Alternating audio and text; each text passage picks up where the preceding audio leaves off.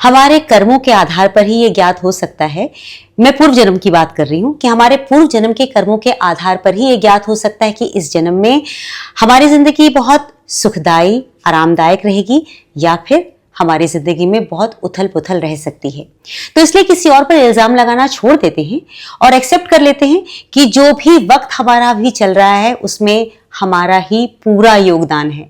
लेकिन इस वक्त को आरामदायक कैसे बनाएं, अपने कर्मों की माफी कैसे मांगे, ये हम समझने की कोशिश करेंगे आज के अपने इस एपिसोड में। और आज हम बात करेंगे कि मिथुन राशि के ऊपर ये जो अप्रैल का महीना आ रहा है कैसा रहेगा, ग्रहों का प्रभाव, सुख दुख क्या आएंगे और उनसे बचने के लिए या फिर एक सहारा लेने के लिए हमें क्या खास करना होगा। इस विषय पर हमें हमारा मार्गदर्शन करेंगे प्रख्यात ज्योतिषाचार्य अमित कुमार जी। नमस्ते अमित जी। नमस्ते अमित जी, मैं मिथुन राशि वालों के लिए आपसे जानना चाहती हूँ कि ये जो अप्रैल का महीना है वो कैसा रहने वाला है, जो कि लगातार जब से 2025 शुरू हुआ है हम सब लोग बहुत डरे हुए हैं। तो ये मिथुन राशि वालों के लिए क्या कुछ प्रभाव में शांति रहेगी या जो प्रकोप चल रहा है वो प्रकोप चलता ही रहेगा? देखिए, मिथुन राशि वालों के लिए समय थोड़ा बेहतर भी है। अच्छा। और अगर सावधानी पूर्वक चलते हैं तो बेहतर भी हो सकता है और भी बेहतर हो सकता है। बहुत बेहतर, ये सच में बहुत अच्छी बात आपने बताई कि थोड़ा बेहतर और बेहतरीन हो सकता है जी। क्योंकि अभी जो समय दिख रहा है इसमें पर एक्चुअली काफ़ी समय से मिथुन राशि वाले परेशान हैं और अच्छा खासा परेशान है। इनके साथ हर तरह की दिक्कत आ रही है, परेशानियाँ आ रही हैं, उलझनें आ रही हैं। इनके पार्टनर्स इनका साथ नहीं दे पा रहे हैं, इनके जीवन साथी के साथ बहुत अच्छी ट्यूनिंग नहीं बन पा रही है। जरूरी नहीं कि बुराई हुई, लड़ाई हुई हो, कुछ गड़बड़ी हुआ हो, ऐसा भी हो सकता है कि दूरियां हो किसी वजह से, दोनों दूर दूर काम कर रहे हो या कहीं दूर पोस्टेड हो, ऐसी भी संभावना हो सकती है। लेकिन फ़ायदा नहीं हो पा रहा एक दूसरे का शादी क्यों करता है व्यक्ति, एक साथ मिलजुल करके एक अच्छे से एक सपोर्ट सिस्टम के साथ काम करे, कुछ भी करे, अपना जीवन जिए तो एक दूसरे का सपोर्ट फील करे। लेकिन यहाँ पर सपोर्ट फील नहीं हो पा रहा है, सपोर्ट जैसा फायदा नहीं हो पा रहा है, ऐसा इनके साथ चल रहा है। हालांकि इस महीना भी ऐसा ही चलेगा, अगले महीने से बदलाव आएगा ऐसा तो, लेकिन फिर भी इस महीने इनको ऐसा सपोर्ट तो नहीं मिलने का बन रहा है। तो इसीलिए इनको ध्यान रहे कि अगर अपने जीवन साथी के साथ कोई उलझन हुई है, परेशानी हुई है, मिसअंडरस्टैंडिंग हुई है, तो जैसा आपने कहा माफ़ी मांग लेना चाहिए। कोई बुराई नहीं है अपने जीवन साथी से झुक करके माफ़ी मांग लेने में। जो प्यार होता है ना वो समर्पण वाली बात होती है, प्यार में जीतने की बात नहीं होती। अगर व्यक्ति जीतता है तो प्यार नहीं कर सकता। जो व्यक्ति जीतने वाले होते कभी प्यार नहीं कर सकते। हिटलर कभी प्यार ही नहीं कर सकता था, कर भी नहीं पाया, क्योंकि वो हमेशा जीतने के चक्कर में रहता था। तो दिल जीतने के लिए तो झुकना पड़ता है। तो अगर आप चाहते हैं कि अपने जीवन साथी के साथ अच्छा संबंध करें तो कोशिश करें कि अभी से ही उनसे जो भी गलतियाँ हुई उसके लिए माफ़ी मांग लें। अगर उन्होंने गलतियाँ किया तो उनके लिए उनको माफ़ कर दीजिए, क्षमा कर दीजिए। तो उससे क्या होगा कि अब समय बदलने वाला है। एक समय जब बदल जाएगा ना तो बहुत ही अच्छा संबंध हो जाएगा आपका, फिर से पुनर्स्थापित हो जाएगा आपसे संबंध जीवन साथी के साथ। तो ये एक तो बहुत अच्छी बात बन रही है। तो इस समय आप ऐसा करेंगे तो बहुत अच्छा रहेगा। दूसरा ये है कि आपके साथ इनके साथ क्या हो रहा है कि इस समय पर कई तरह के उलझने परेशानियाँ होंगी। अपने काम को ठीक करने की कोशिश करेंगे और काफ़ी अच्छे तरीके से बेटर करने की कोशिश करेंगे। हालांकि उलझेंगे बहुत, कन्फ्यूजन्स बहुत होंगे, मिसअंडरस्टैंडिंग बहुत होगी, समझ में नहीं आएगा ऐसे करें कि वैसे करें, आइडियाज़ बहुत आएंगे। लेकिन फिर भी अगर बहुत संतुलित होकर के आगे बढ़ने की कोशिश करेंगे तो बहुत अच्छा रहेगा। इनके लिए बहुत अच्छा रहेगा कि यदि बड़ों का सपोर्ट लें, बड़े बुजुर्गों का, सीनियर्स का, बॉसेस का सपोर्ट लेके चलने की कोशिश। जो नौकरी कर अपने सीनियर्स बॉसेस का सपोर्ट लेके उनसे पूछ लें, समझ लें कि कैसे करना बेहतर रहेगा। आपके गाइडेंस में आपको पता है सब कुछ है, लेकिन अगर आप बोलेंगे आपकी गाइडेंस मिल जाए तो बहुत अच्छा रहेगा, तो क्या होगा कि सीनियर्स का सपोर्ट, अब पता है सीनियर ने 5% गाइडेंस दिया जो बहुत ही पावरफुल था, क्लिक करने लायक था।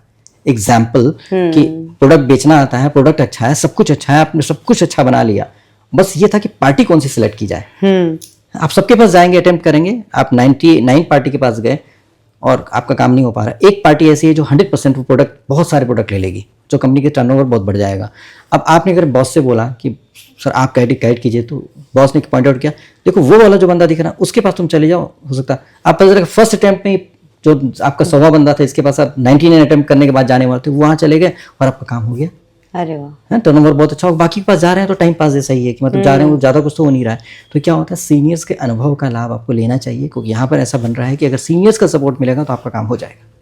हो जाएगा, अटकेगा नहीं। तो यहाँ पर सीनियर्स का सपोर्ट, उनका आशीर्वाद, उनके ब्लेसिंग्स लीजिए। आपके दादा हैं, आपके नाना हैं, आपके चाचा ताऊ बड़े कोई भी हैं, पिताजी हैं, सबका आशीर्वाद ले करके आगे बढ़ने की कोशिश करने से आपकी स्ट्रेंथ आ जाएगी, वरना स्ट्रेंथ इतनी नहीं दिख रही है, भ्रमित होने का बन रहा है। तो इस तरह से अगर आप सपोर्ट लेंगे तो बहुत अच्छा रहेगा। आपके संतान से भी थोड़ी उलझन परेशानी रहेगी, उनके जीवन से भी संबंधित परेशानी रहेगी, वहाँ पे भी सीनियर्स का सपोर्ट, बड़ों का आशीर्वाद।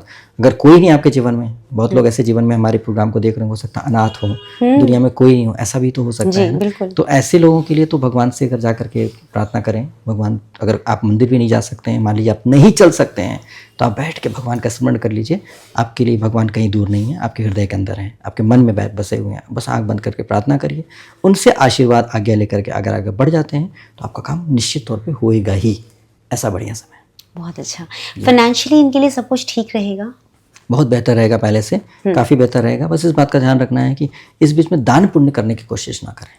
अच्छा, मतलब हम अक्सर दान पुण्य करते ही इसलिए हैं कि अगर हमारा कुछ प्रारब्ध में गड़बड़ी है तो वो बैलेंस हो जाए। दान पुण्य करने की कोशिश, क्योंकि ऐसे ही इनका नुकसान होने के चांसेस बने हुए हैं बहुत पहले से, और नुकसान होता रहा है। अब इनको रिस्टोर करना है। अच्छा, अपने आप को मजबूत बनाइए। अगर बहुत दान करने का मन करता है तो 5 लीटर खून दान कर दीजिए। कुछ बचेगा ही नहीं, ये बेहतर, कुछ बचेगा ही नहीं। तो अब आपको समझ में आएगा दान भाई कोई बोलता है कि नहीं दान करना, एक व्यक्ति ने कहा कि रक्त दान तो बहुत अच्छा धर्म है, बोले ठीक है 5 लीटर कर दीजिए।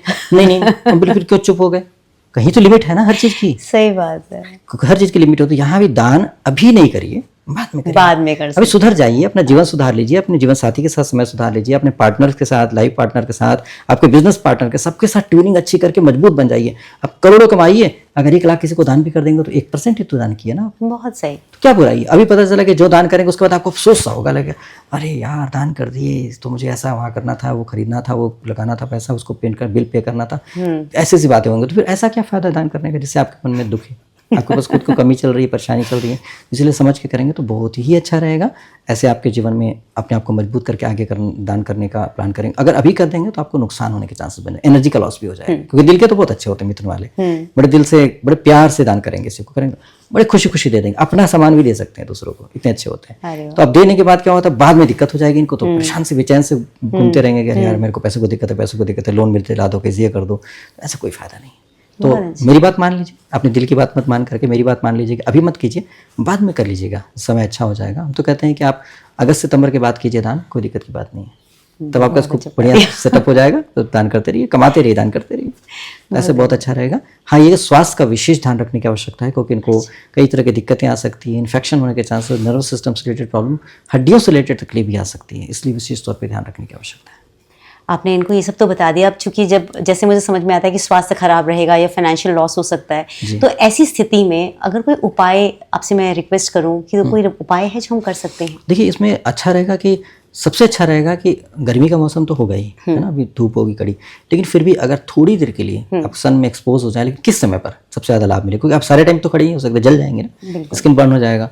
तो ऐसे में सलाह रहेगी कि अभिजीत मुहूर्त का जो समय होता है, अगर किसी पंचांग में देख लें, अभिजीत मुहूर्त का कौन सा समय, दोपहर के समय होता है, 12 बजे के आसपास ही होता है। बाप रे। तो उसमें पर थोड़ी देर के लिए 5-7 मिनट के लिए चक्कर लगा लें, ठीक है। उसके बाद बेशक आप कूल हो जाए, नहा लें, थोड़ी देर के बाद नहा लें, थोड़ा देर रुक जाए, उसके फिर नहा लें। तो उससे क्या होगा कि आपके सन की जो मैक्सिमम किरणें होती है ना, वो शरीर एब्जॉर्ब कर लेता है। तो आपके शरीर में एक तो आत्मा मजबूत हो जाती है, साथ साथ दूसरा होता है कि आपके अंदर विटामिन डी वगैरह भी आ जाता है, और जो जो शरीर को सूर्य भगवान से प्राप्त हो सकता है वो मिल जाएगा आपको। उसके बाद आप सारे दिन एक तरह से चार्ज कर लीजिए अपने आप को, आत्मा को।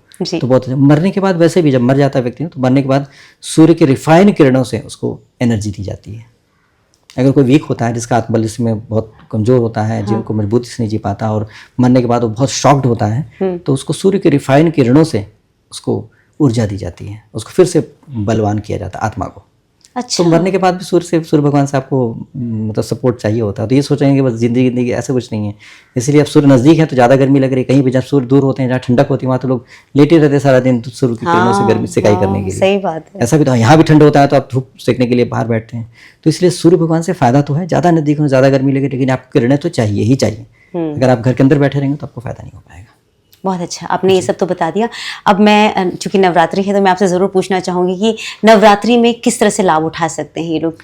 माँ की कौन सी पूजा करेंगे? देखिए, इनको तो बहुत ज़रूरी है कि माँ कात्यायनी की पूजा करें तो बहुत ही अच्छा रहेगा। माँ कात्यायनी की पूजा करना इनके लिए बहुत ही अच्छा रहेगा, क्योंकि इनको स्किन से रिलेटेड इशूज़ आ सकते हैं, तो इसमें करेंगे तो स्किन से रिलेटेड इशूज़ में इनको बहुत लाभ मिल जाएगा। अच्छा, अच्छे तरीके से स्किन ठीक हो सकती है। तो इसलिए माँ कात्यायनी का करने से बहुत ही कांतिमय देह हो सकती है। तो इसलिए बहुत ही बढ़िया रहेगा इनके लिए। माँ कात्यायनी की विशेष तौर पर पूजा करें तो बहुत अच्छा रहेगा। बहुत सुंदर आपने इनके बारे में बता दिया, माँ कात्यायनी की पूजा करना भी बता दिया। तो अब मैं आपसे विदा लूंगी और फिर हम मिलेंगे, अगली राशि पर बात करेंगे आपसे। धन्यवाद। नमस्कार।